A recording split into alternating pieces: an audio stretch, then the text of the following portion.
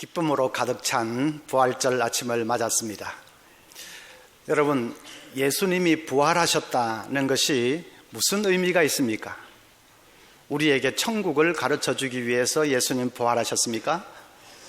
예수님 이제 죽으시고 부활하셔서 승천하셔서 천국에 가셨으니까 천국을 가르쳐 주기 위해서 부활하셨습니까? 천국을 가르쳐 주시기 위해서라면 굳이 부활을 안 하셔도 됩니다. 부활을 안 하셔도 우리는 천국을 믿을 수 있습니다. 예수님이 십자가 위에서 강도 한 사람에게 이렇게 말씀하셨지요. 누가복음 23장 43절을 보면 예수께서 이르시되 네가 진실로 내게 이르노니 오늘 네가 나와 함께 낙원에 있으리라. 낙원은 천국을 가리킵니다. 예수님은 죽으면 자신도 그 강도도 천국에 있게 될 것이라 그렇게 말씀하십니다. 그러니까 그 말씀 그대로 예수님 죽으셔서 천국에 가셨겠지요. 예수님이 허튼 말씀을 하시겠습니까? 그래서 굳이 부활하지 않으셔도 예수님은 죽어서 천국 가셨다. 천국은 정말로 있다. 우리가 그것을 믿을 수 있습니다. 그렇다면 예수님이 부활하신 것은 무슨 의미가 있습니까? 그것은 우리에게도 부활이 있다는 것을 가르쳐 주기 위해서입니다. 무덤 속에서 썩어져 버릴 수밖에 없는 우리 몸도 언젠가는 부활하게 된다 하는 것을 가르쳐 주기 위해서입니다. 언제지요? 예수님 재림하실 때입니다. 천사장의 호령과 나팔 소리와 함께 예수님 재림하실 때, 그때 우리 몸도 부활하게 될 것입니다. 요한복음 5장 28절부터 보면 이를 놀랍게 여기지 말라. 무덤 속에 있는 자가 다 그의 음성을 들을 때가 오나니 선한 일을 행한 자는 생명의 부활로 악한 일을 행한 자는 심판의 부활로 나오리라 했습니다. 지금 우리가 죽어서 천국 가는 것은 영혼만 가는 것입니다. 우리 몸은 여전히 이 땅에 무덤 속에 머물러 있습니다. 그 몸은 주님께서 장차 재림하실 때, 그때 비로소 부활하게 됩니다. 그래서 천국에 있는 내 영혼과 결합해서 우리 몸은 영광스러운 몸으로 변화되게 됩니다. 그 몸이 어떤 몸이냐? 어떻게 영광스러운 몸이냐? 빌립보서 3장 21절 보면 그는 예수님을 말합니다. 그는 만물을 자기에게 복종하게 하실 수 있는 자의 역사로 우리의 낮은 몸을 자기 영광의 몸의 형체와 같이 변하게 하시리라. 바로 예수님의 부활체와 같이 변하게 된다 하는 말입니다. 오늘 말씀 보면 부활하신 예수님은 음식을 잡수셨습니다. 부활의 주님은 무슨 유령도 아니고 헛개비 같은 그런 것도 아니고 우리와 똑같이 몸을 가지고 계셔서 음식을 그대로 잡수셨습니다. 그런데도 그 몸으로 문을 닫아 걸었는데 그대로 들어오십니다. 시공을 초월하시는 것이죠. 그래서 예수님의 이 부활하신 몸은 분명히 몸을 가지고 있는데도 시공을 초월할 수 있는 능력의 몸이셨고, 다시는 아프지도 않고 물론 죽지도 않는 그런 불멸의 몸이었습니다. 우리도 장차 부활하게 되면 그런 영원 불멸하는 영광스러운 몸으로 변화되게 됩니다. 그때가 되면 이 세상도 완전히 새롭게 재창조가 됩니다. 지금처럼 죄에 찌들어 있는 이 세상은 다 사라지고 온 우주 만물이 새롭게 태어나게 됩니다. 그것을 성경에는 새하늘과 새 땅이라 그렇게 불렀습니다. 우리는 그 새하늘 새 땅에서 예수님과 함께 그 새로운 세계를 통치하면서 왕노릇하면서 살게 될 것입니다. 에덴 동산을 생각하시면 됩니다. 아담 하와가 에덴 동산에서 모든 그 동식물들을 관리하고 다스리면서 기쁨으로 살았지 않습니까? 죄만 없었다면, 타락만 하지 않았더라면 계속해서 그렇게 살았을 텐데 그만 타락을 해서 그 축복을 빼앗기고 에덴 동산에서 쫓겨났습니다. 이제 앞으로 새 하늘과 새 땅이 이루어지면 우리는 다시 에덴 동산에서처럼 그 새로운 세계에서 만물을 다스리며 살게 될 것입니다. 신락원이 복락원이 되는 것입니다. 다시 정리를 해보면 우리가 죽어서 천국 가는 것은 우리 영혼만 가는 것입니다. 몸은 여전히 이 땅에 남아 있습니다. 썩어서 흙으로 돌아가겠지요. 그 몸이 중요합니다. 몸이 없으면 그것은 나라고 할 수가 없습니다. 그냥 반쪽뿐인 나입니다.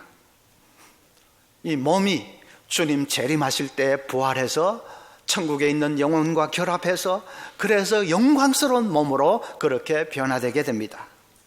그것은 불신자도 비슷합니다. 불신자들이 죽어서 지옥 가는 것은 영혼만 가는 것입니다. 몸은 여전히 여기 남아있는데 그 몸도 예수님 재림하실 때에 부활해서 지옥에 있는 영혼과 결합해서 그래서 영원한 형벌의 장소에 던져지게 됩니다.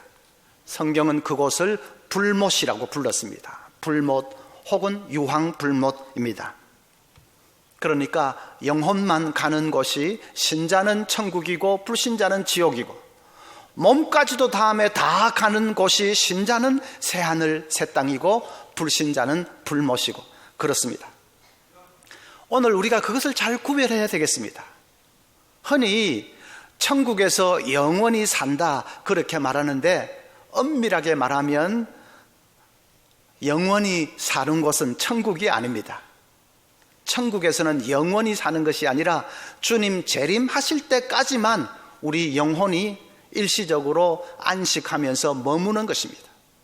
앞으로 10년 후가 될지 100년 후가 될지 예수님 재림하실 때까지만 머무는 것입니다. 영원히 사는 것은 천국 그 다음에 새하늘과 새 땅에서 영원히 살게 됩니다. 물론 이해를 해보자면 이해를 할 수도 있습니다. 천국에서 영원히 산다 그 말을 이해할 수도 있습니다. 왜냐하면 일단 천국에 들어간 사람은 그 다음에 새하늘 새 땅의 그 복을 자동적으로 누리기 때문에 그게 연결되어서 자동적으로 누리게 되기 때문에 그래서 천국에서 영원히 산다 말해도 크게 틀리지는 않습니다. 저도 새하늘 새 땅 그런 거 잘 모르는 초신자들이나 다음에 VIP들에게 제가 설교할 때는 뭐 새하늘 새 땅 얘기하지 않고 천국에서 영원히 삽니다 그렇게 말할 것입니다. 그런데 좀 여러분은 초신자들이 아니시잖아요. 이제 엄밀하게 말하면 우리가 영원히 사는 곳은 새하늘 새 땅이고 그것이 진짜 복입니다. 예수님의 부활이 그것을 가르쳐 줍니다. 너희들도 부활해서 그 몸도 다 부활해서 장차 새하늘 새 땅에서 영원히 살게 된다는 것을 예수님의 부활이 증거를 해주고 있는 것입니다.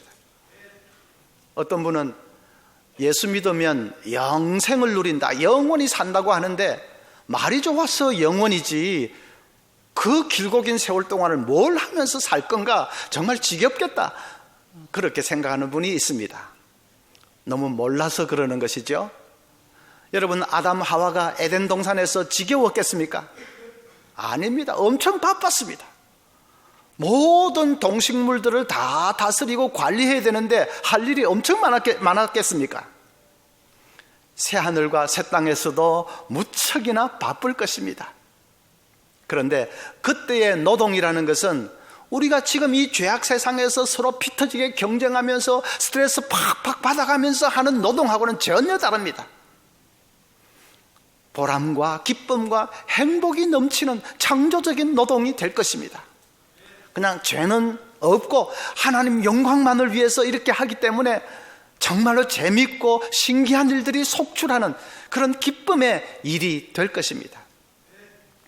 또 그때가 되면 지금 우리가 이 세상에서 누리고 있는 음악, 미술, 건축, 조각 같은 이런 미적 감각들이 완벽하게 부활하게 됩니다.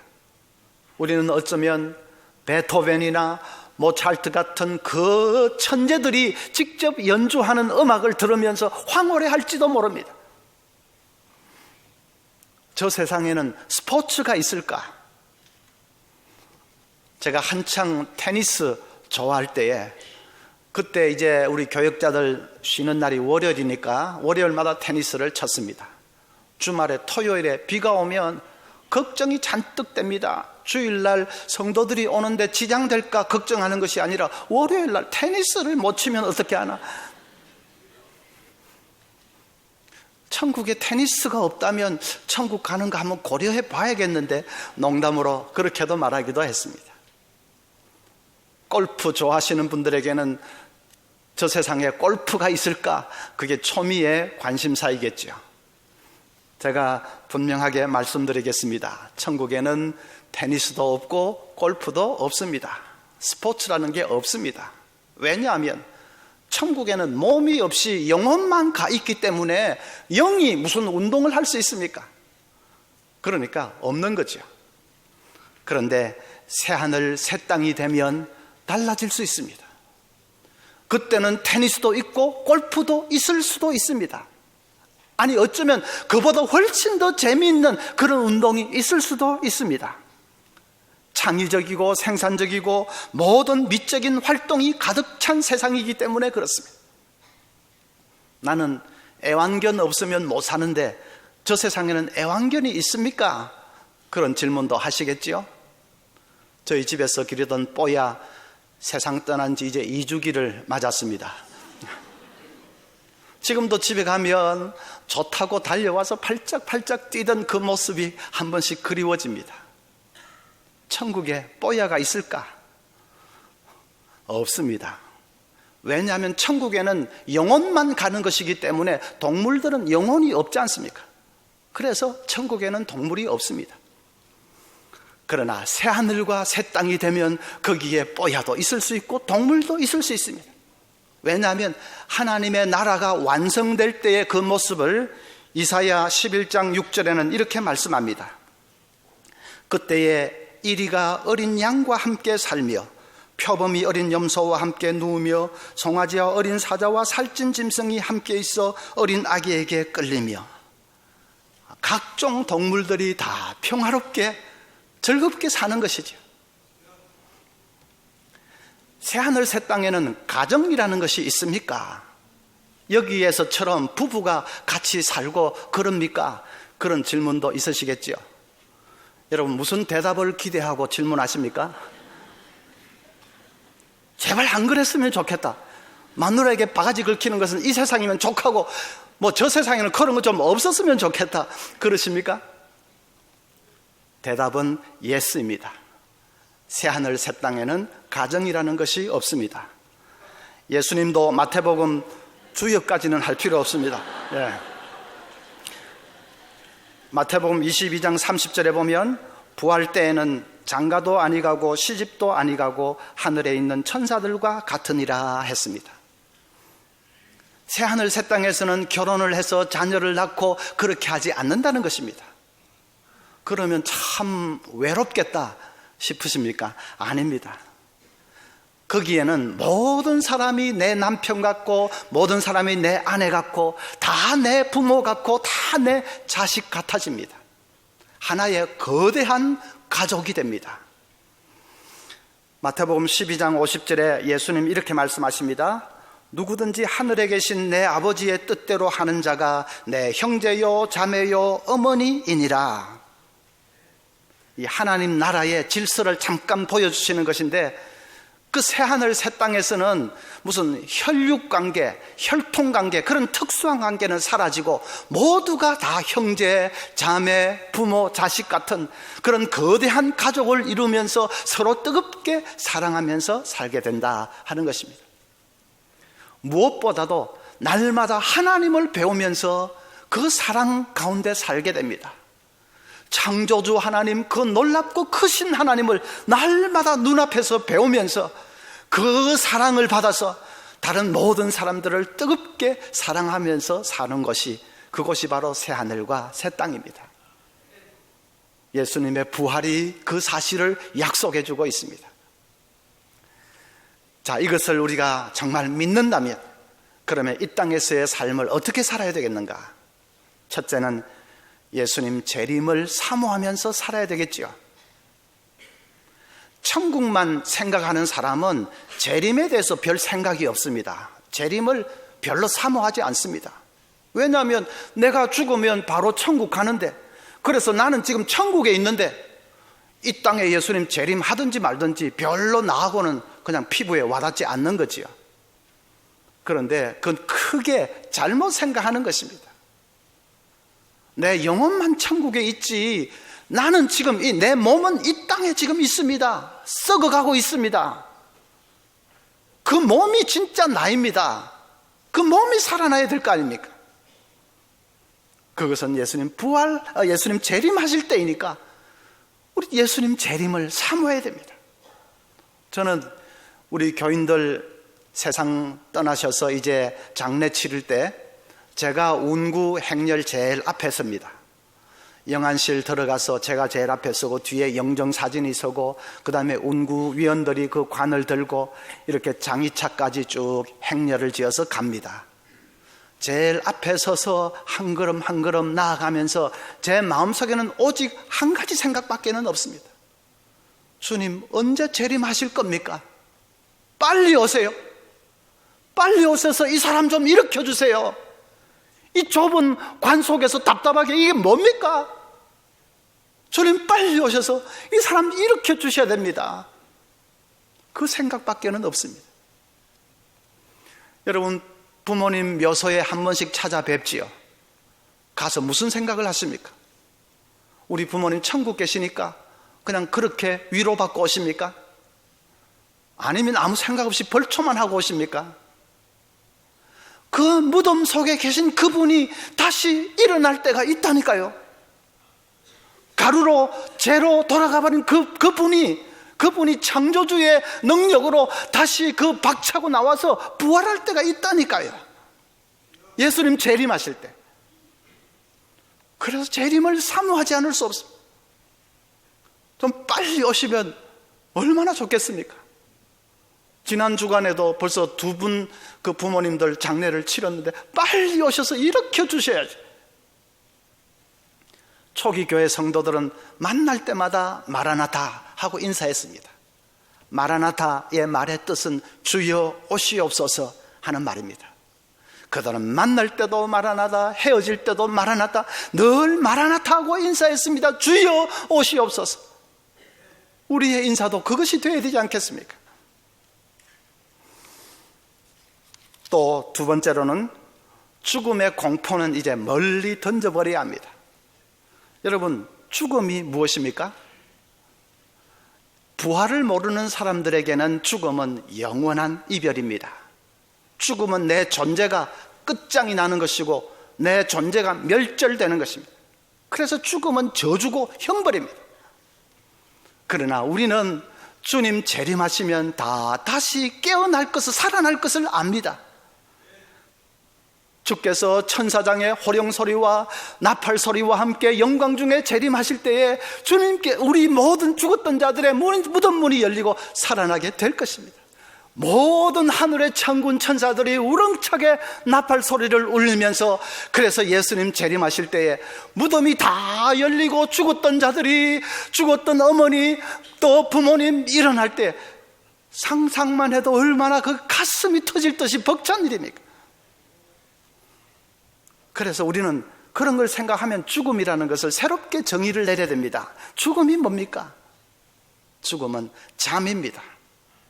잠시 잠자리에 드는 것입니다. 평소보다 좀 길게 자기는 하겠지만 그러나 다시 깨어날 것이기 때문에 결국은 그것도 잠입니다.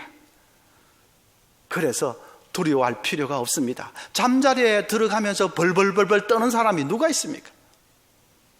꼭 이런 것 같습니다. 어린 아기가 소파에서 잠이 들었는데 얼마나 잤든지 이제 눈을 떠보니까 침대 머리맡에서 엄마가 환하게 웃으면서 내려다보고 있습니다.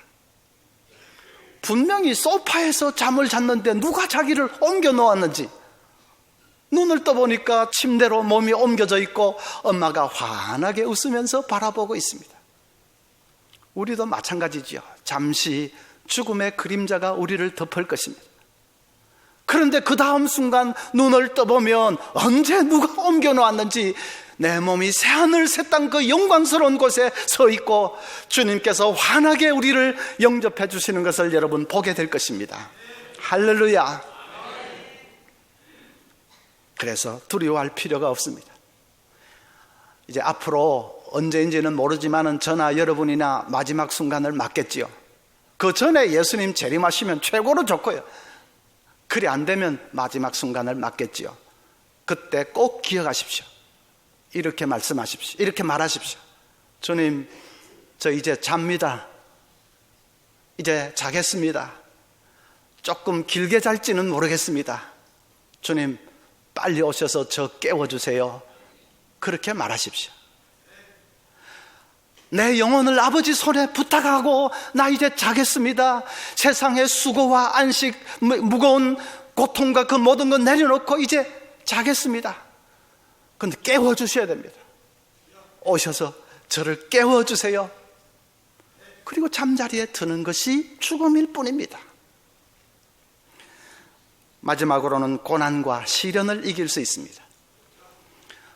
마크 부케넌 목사님에게 어떤 여인이 찾아와서 상담을 합니다. 그 여인은 어린 시절부터 주위에서 학대를 당했고 친척이라는 사람들로부터 성폭행을 당했습니다.